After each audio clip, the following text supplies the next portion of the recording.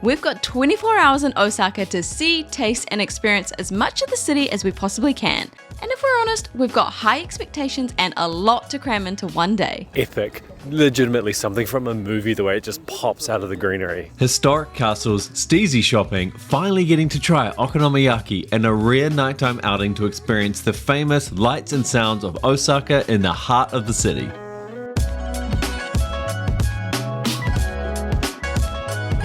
Okonomiyaki gozaimasu and welcome to Osaka. Love it! More awesome stuff to explore today. Some of the main sites, coffee, obviously. The usual suspects. Food, things to do. Seeing what makes this place tick, because we loved our time in Kyoto. Loved it there. It was such an awesome city. But to get from Kyoto down to Osaka, we had to take the bullet train. There are quite a few options to get between the two cities, but like always we just jumped on one to go to run a comparison. We always link to them, and we've used them a lot all over the place as well. Like traveling with your dad, we use quite a lot in Malaysia. Yeah, the Gili ferries in particular, that's a massive one to run some comparisons there. So for this trip we were just comparing travel times versus price. The cheapest was only 10 US, but that was going to take way longer. And then we saw the Shinkansen was an option for like $17.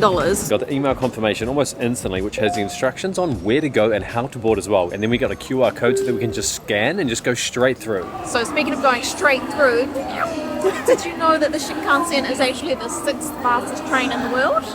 It can go 320 kilometers per hour, so we're going to get there in like 15 minutes. This is a very quick option. Yeah. But anyway, we'll leave a link below for one to go. Check it out for your next trip and you'll see why we love it so much.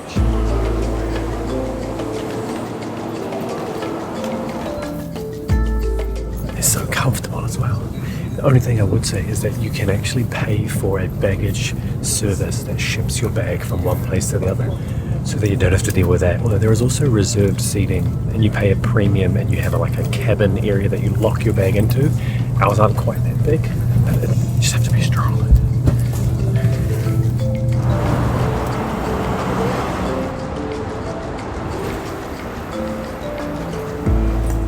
This place is super cool. Isn't it cool?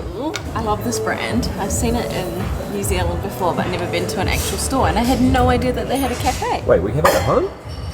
Well, you can buy the brand at home. Oh, I see what you Yeah. mean. So I don't know if you've seen it, but it's Saturday's New York City. Obviously, we're on the hunt for more great coffee. But you want to know a crazy thing? Despite only being 15 minutes away by train, they now walk and stand on escalators on the different side, on the right side here. So if you didn't know this about Japan, like they're so incredibly respectful when it comes to those kinds of things. The trip so far, you're always on an escalator, you stand to the left, so there's a path for people to essentially overtake if they're going fast. You walk on the left side of the street and everybody follows this trend, and then you come here and you have to readjust your entire mindset to swap sides. It's quite weird, but it's such an interesting thing, and it's something that we love about the country. It just makes it so easy to kind of get around. This might help get rid of the bags under my eyes a little bit. Check that. And this is a caramel banana walnut cake. A little acidic actually. Fruity again though. A bit more acidity, not as balanced as some of the others that we've had, but I'm still digging this flavor profile. I'm about it. That looks like it could be a very good option because we're on our way to see the Osaka Castle. The Osaka Park is 106 hectares. So if you don't know what that means, you can just tell from the footage. It's a bloody long way away from the train station.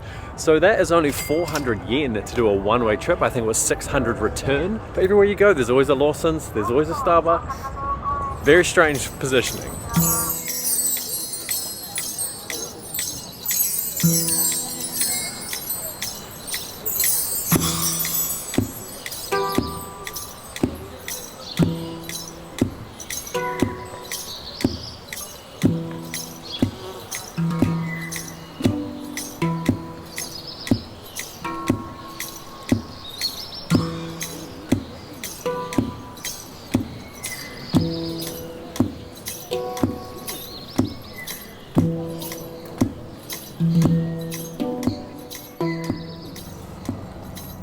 Is that the 10 yen? Yeah, we like went and hunted one out, and they're like everywhere. I thought they were so unique in Don Quixote. Look at the size of these moats. Cool, eh? Wow. I mean, that makes a lot of sense in terms of the defensive structuring. Look at that. I think I read 20 meters Is it? in height. You can actually do a boat ride around one of the moat areas, I think. Whoa! That main castle looks absolutely epic. Legitimately something from a movie, the way it just pops out of the greenery. Okay, I'm gonna hit you with some facts. Okay, good. Because I don't know many.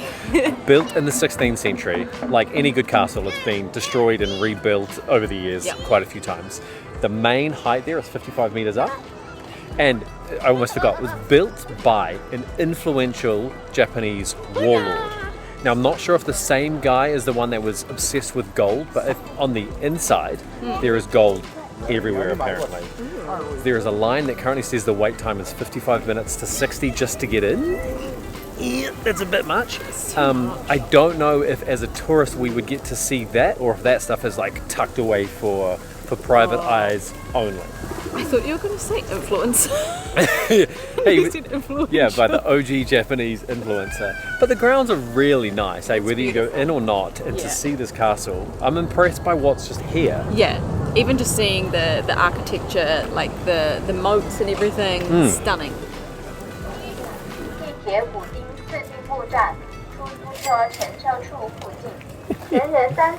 We got lazy. It's not lazy. Nah, it's smart. There's a bus as well. So the bus is only 300 and it does a full loop going around to Okonomiyaki station, the subway, and then the taxi stand as well. So we're only going 5 minutes driving apparently, but cool to see it from this direction.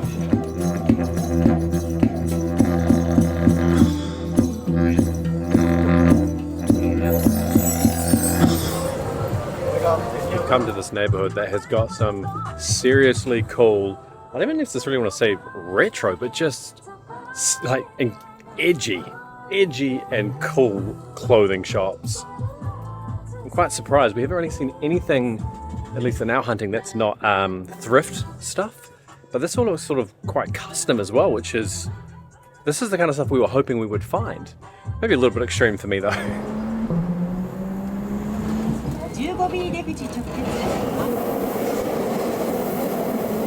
We haven't shown a huge amount of Japan at nighttime on this trip.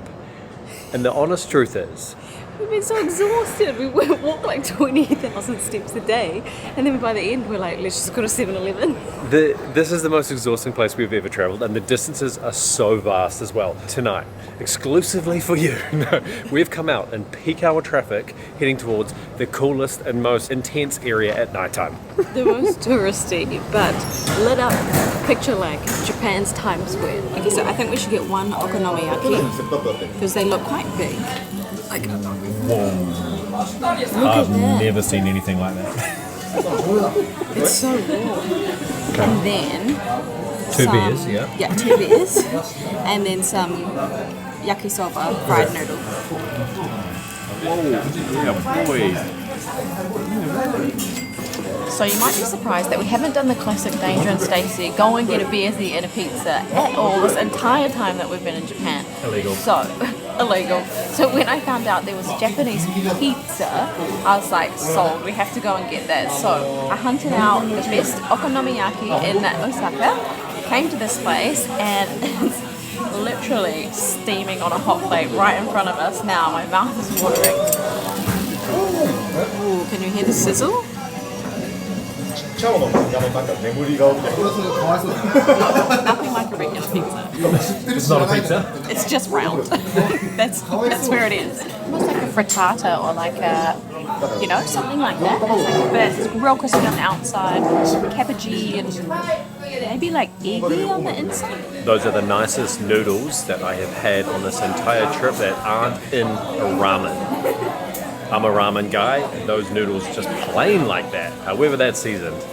Perfection.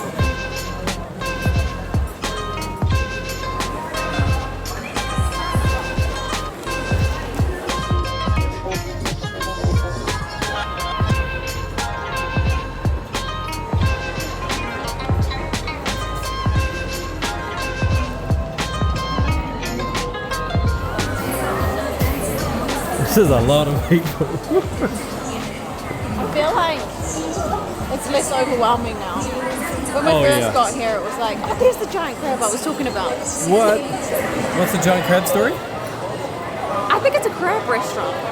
Makes sense. Oh, it's just a general chat about a random crab. Well, like there's some really random touristy things you've got to see. A Running Man sign, a giant crab, because crab restaurant. There's just a lot of random things to see around here. I don't know. This area is called Dotonburi. It is one of those places that just like comes alive at night time. So much is happening, but we have a really unique way that we're going to get around and see the sights. But first, we just got to walk down here. We've got to grab these. Then just go and join a line over here. Front of street so good. Welcome Osaka.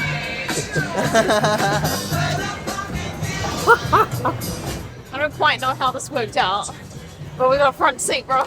There was a massive line with another company. We just asked this person. She was holding a sign that said, "No line, no queue. Come now." We just grabbed the beers and here we are. So that obviously that unique way of seeing it is there's this really narrow river that's maybe not even 10 meters wide that goes right down through all of the chaos. And we're like, I'm going to be over here. Yeah, and it's only a 20-minute boat ride, so we were like, why not? And it costs $15 each. So a little boat cruise and Beersies. a boat cruise and some beersies. BYO beersies. I love this.